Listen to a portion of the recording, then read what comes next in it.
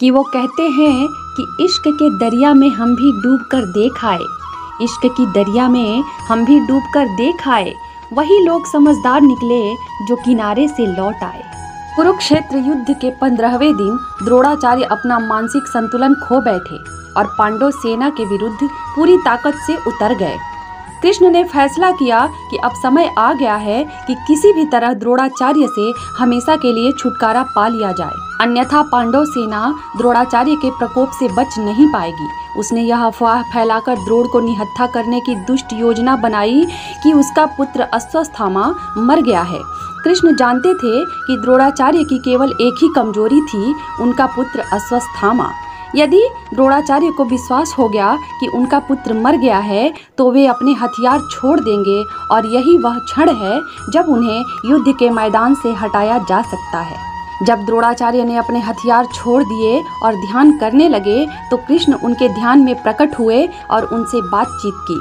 कृष्ण बोले, इससे पहले कि आप अपना ध्यान समाप्त करें और लड़ने के लिए फिर से हथियार उठाएं, कृपया उन बातों पर विचार करें जो मैं अब आपको बताने जा रहा हूं। मैं तुम्हें यह बता दूं, जो अश्वत्थामा मारा गया है वह तुम्हारा पुत्र नहीं है, वह एक हाथी है। आपका पुत्र जीवित है, उसे अंत तक जीवित रहना है, क्योंकि कलयुग के अंत तक जीवित रहना उसका एक बड़ा लक्ष्य है।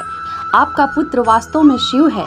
अब आपको यह जानना चाहिए, यदि मैं व्यवस्था बहाल करने में विफल रहा तो यह आपका बेटा है जिसे सब कुछ नष्ट करना होगा और इसलिए वह जीवित है।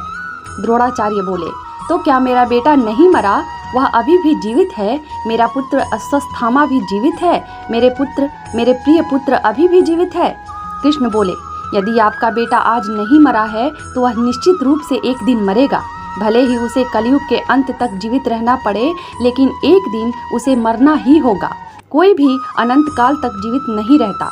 लेकिन इससे बड़ी भी विचारणीय प्रश्न यह है कि क्या आपने अपना पूरा जीवन, अपनी सारी सीख, अपनी सारी तपस्या अपने बेटे के लिए बिता दी? क्या आपके जीवन का कोई अन्य महत्व नहीं है? आपने जो ज्ञान अर्जित किया है, बहुत कम लोग उस परम प्रभुत्व की स्थिति तक पहुंच पाते हैं। क्या यह सिर्फ आपके बेटे के लिए था? क्या मानव जाति के कल्याण के लिए कुछ नहीं था? हे महान ऋषि द्रोणाचार्य, मुझे बताएं, क्या आपके जीवन का एकमात्र नश्वर राजा द्रुपद के प्रति शोध और अपने पुत्र अश्वत्थामा के प्रति अंधे प्रेम के अलावा कोई अन्य उद्देश्य था? आप में और राजा धृतराष्ट्र में क्या अंतर है? द्रोणाचार्य बोले, इस दुनिया में किसी भी पिता से पूछिए तो आपको जवाब मिलेगा कि एक पिता के लिए उसके बच्चों से बढ़कर कुछ नहीं होता। कृष्ण बोले, तो फिर सोचो, हे महान ऋषि, जिस पुत्र को तुम इतना प्यार करते हो, तुमने उसे वास्तव में क्या दिया? द्रोणाचार्य बोले, मैंने उसे संपत्ति दी है, मैंने उसे शासन करने के लिए एक राज्य दिया है, मैंने उसे हस्तिनापुर के दरबार में जगह दी है और सबसे बढ़कर मैंने उसे सभी प्रकार के हथियारों और युद्ध कला का ज्ञान दिया है। मैंने उसे वह सब कुछ दिया है जो एक पिता को अपने बेटे या बेटी को देना चाहिए। कृष्णा बोले, क्या आपने उसे नैतिक शिक्षा दी? क्या आप शुरू से ही अर्जुन के प्रति पक्षपाती नहीं थे? क्या आपने अपने बेटे को अपनी सारी विद्याएं न सिखाने का निर्णय लिया और बचपन से ही अर्जुन को सभी छिपी हुई तकनीकों और रहस्यों से लाड प्यार देते रहे? क्या आपने अश्वत्थामा को धर्म का ज्ञान सिखाया? हम सब जानते हैं कि आपने एकलव्य के साथ क्या किया। उसका दाहिना अंगूठा मांग लिया। आपने एक प्रतिभाशाली तीरंदाज के अंगूठे की मांग की, क्योंकि आप अपने शिष्यों और अपने बेटे के प्रति असुरक्षित थे। क्या वह नैतिक रूप से सही था गुरुदेव? स्वर्ग में तुम एकलव्य का सामना कैसे करोगे? क्या तुमने कभी इसके बारे में सोचा है? क्या तुम स्वर्ग में अभिमन्यु का सामना कर पाओगे? क्या आप उसके सवालों का जवाब दे पाएंगे? अपने पुत्र के अन्यायपूर्वक हत्या करने के बाद आप स्वर्ग में सुभद्रा का सामना कैसे करेंगे? मैं जानता हूँ, हर बच्चे में अर्जुन या कर्ण बनने की क्षमता नहीं होती और इसलिए केवल कुछ ही छात्रों को अपने शिक्षक से संपूर्ण ज्ञान का दावा करने का अधिकार होता है। मैं इस बात से भी सहमत हूँ कि अश्वत्थामा अर्जुन जितना समर्पित नहीं था और इसलिए अर्जुन आपके ज्ञान का एकमात्र योग्य दावेदार है, न कि आपका अपना पुत्र अश्वत्थामा। हालांकि आपको अपने बेटे को सही निर्णय लेना सिखाना चाहिए था। आपको अश्वत्थामा को यह सिखाना चाहिए था कि नैतिक रूप से सही और नैतिक रूप से गलत निर्णयों के बीच अंतर कैसे किया जाता है। यदि आपने अपने पुत्र को थोड़ी सी नैतिकता सिखाई होती तो वह दुर्योधन के खेमे में धर्म के विरुद्ध युद्ध नहीं करता। युयुत्सु को देखो, वह राजा धृतराष्ट्र और सौली का पुत्र है, लेकिन वह धर्म की ओर से लड़ रहा है। ऐसा इसलिए है क्योंकि उसकी माँ ने उन्हें सही नैतिक ज्ञान दिया है। वह एकमात्र ऐसे व्यक्ति थे जिन्होंने द्रौपदी के अपमान के खिलाफ अदालत कक्ष में विरोध प्रदर्शन किया था, जबकि आप और आपका बेटा चुप थे। युयुत्सु की माता से सीखो हे गुरुदेव, उनसे सीखो। वह सिर्फ एक नौकरानी है और आपके जितनी जानकार नहीं है, लेकिन उसने अपने बेटे को अच्छे से पाला है। द्रोणाचार्य बोले, हे वासुदेव, मैं आपसे सहमत हूँ, लेकिन एक बात बताओ, इसमें गलत क्या है कि एक पिता अपने बेटे से बहुत प्यार करता है? क्या उसे दुनिया में अपने बेटे से प्यार करने का पूरा अधिकार नहीं है? कृष्णा बोले, हे महर्षि द्रोण, मेरी बात सुनो। सच्चा प्रेम समृद्धि देता है। सच्चा प्यार विषय को सही और गलत के बीच अंतर करने में मदद करता है। सच्चा प्रेम और अधर्म एक साथ नहीं रह सकते। यदि सच्चा प्रेम होता तो न तो आप और न ही आपका पुत्र युद्ध के मैदान में अधर्म की ओर से लड़ रहे होते। जिसे आप प्यार समझते हैं वह प्यार नहीं बल्कि मोह है। यह महज सांसारिक चीजों और रिश्तों से लगाव रखता है। क्या आप जानते हैं सच्चा प्यार क्या होता है? अर्जुन के प्रति आपका जो प्रेम है वही सच्चा प्रेम है। क्या आप जानते हैं मोह क्या है? आपका अपने पुत्र अश्वत्थामा के प्रति जो प्रेम है वह मोह है। धृतराष्ट्र का अपने पुत्र दुर्योधन के प्रति जो प्रेम था वह मोह है। भीष्म का अपने पिता शांतनु के प्रति जो प्रेम था वह मोह है। मोह और प्रेम एक साथ नहीं रह सकते। जैसे धर्म और अधर्म एक साथ नहीं रह सकते, प्रकाश और अंधकार एक साथ नहीं रह सकते, जल और अग्नि एक साथ नहीं रह सकते। द्रोणाचार्य बोले, हे वासुदेव, क्या आप मुझे प्रेम और मोह के बीच अंतर समझा सकते हैं? कृष्णा बोले, अवश्य। प्रेम करुणा से आता है, जबकि मोह अहंकार से आता है। प्रेम कहता है मेरे बच्चों को संसार की सारी सफलता, वैभव, सुख प्राप्त हो। मोह कहता है मैं अपने बच्चों को संसार की सारी सफलता और वैभव और सुख दूंगा। प्रेम कहते हैं मुझे अपने बच्चों पर गर्व है, चाहे वह सफल हो या नहीं, मैं उन्हें जीवन में शुभकामनाएं देता हूँ। मोह कहता है दुनिया को मेरे बच्चों और उसकी उपलब्धियों पर गर्व होना चाहिए और वह सबसे अच्छा बेटा है जिसे दुनिया ने कभी देखा है। प्रेम मुक्ति देता है गुरुदेव, मोह मोह होता है। प्रेम धर्म है जबकि मोह अधर्म। जब आप अपने पुत्र को गाय का दूध नहीं दे पाए तो आपने अपनी साधना तोड़ दी और अपने पुराने मित्र राजा द्रुपद से बदला लेने के लिए यात्रा पर निकल पड़े। हे गुरुदेव, यह बहुत बड़ी गलती है। आप एक ब्राह्मण हैं।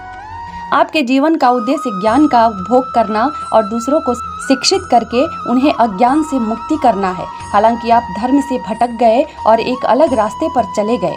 यदि आप सच्चे ब्राह्मण होते तो अपने द्रुपद को क्षमा कर दिया होता। यदि आप सच्चे ब्राह्मण होते तो आपने अपने बेटे को सिखाया होता कि आपके पास जो कुछ भी है उसमें कैसे कृतज्ञ रहें और गाय के दूध के बिना कैसे संतुष्ट रहें, जिसे आपका बेटा इतनी बुरी तरह चाहता था। अपने बच्चे के भविष्य को सुरक्षित ज्ञान का व्यापार करने और द्रुपद की सेना के खिलाफ प्रतिशोध लेने के लिए उनका उपयोग करने आए थे। आपने स्वार्थी उद्देश्यों को पूरा करने के लिए अपने हस्तिनापुर का उपयोग एक मंच के रूप में किया। आपने क्षत्रिय वर्ग को व्यक्तिगत प्रतिशोध के लिए उकसाकर न केवल उनकी नैतिकता को भ्रष्ट किया है, बल्कि आपने गुरु शिष्य के रिश्ते की परंपरा को भी भ्रष्ट कर दिया है। यह सब आपके अहंकार का परिणाम है कि आप दुनिया को और द्रुपद को कुछ साबित करना चाहते हैं। जिस व्यक्ति के हृदय में अहंकार, लोभ, क्रोध और ईर्ष्या है वह कभी गुरु नहीं हो सकता। द्रोणाचार्य बोले, वासुदेव, मैं आपका अभिप्राय समझता हूँ। बताओ अब मुझे क्या करना चाहिए जिससे कम से कम धर्म की मर्यादा का पालन कर सकूं? कृष्णा बोले, सबसे पहले अपना अहंकार छोड़ो गुरुदेव। अहंकार वास्तविक नहीं है। जब आप हथियार बंद हों तो इस रणभूमि में कोई भी योद्धा आपको हराने में सक्षम नहीं है। साथ ही इस युद्ध भूमि में किसी भी योद्धा में यह साहस नहीं है कि वह आपके निहत्थे होने पर आपकी जान ले सके। इसका कारण यह है कि आप ब्राह्मण हैं। लेकिन सारे अहंकार को एक तरफ रखकर एक पल के लिए सोचें, क्या आप सचमुच ब्राह्मण थे? क्या आपने सचमुच वही किया जो एक ब्राह्मण को करना चाहिए? द्रोणाचार्य बोले, नहीं, मैं नहीं था। मुझे अब इसका एहसास हो गया है। कृष्णा बोले, सच में? तो तो इस समय आपका धर्म स्वयं को आगे बढ़ाना है और बड़े उद्देश्य की दिशा में बाधा नहीं बनना है। आपको आपके अलावा कोई नहीं हटा सकता। यदि आप फिर भी युद्ध लड़ने जाओगे तो तुम फिर अधर्म ही करोगे। जैसे नदी में डूबता हुआ आदमी तैरते हुए लकड़ी के लट्ठे को पकड़ लेता है, वैसे ही आपको इस समय अपने धर्म को बांध लेना है। तुम्हारा धर्म है अपने आप को युद्ध के मैदान से हटा लेना, क्योंकि तुम गलत पक्ष से लड़ रहे हो।